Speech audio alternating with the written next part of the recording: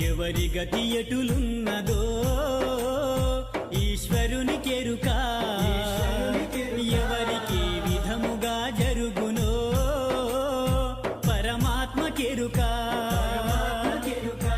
ఎవరి గతి ఎటులున్నదో ఈశ్వరునికెరుక, ఎవరికి విధముగా జరుగునో పరమాత్మకెరుక.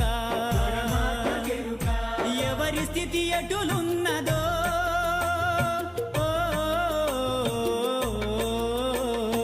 ఎగసి ఎగసి పడుటే కాని అలవి కాదెవరికైనా, హరిహర బ్రహ్మాదులైనా అనుభవించక తీరదు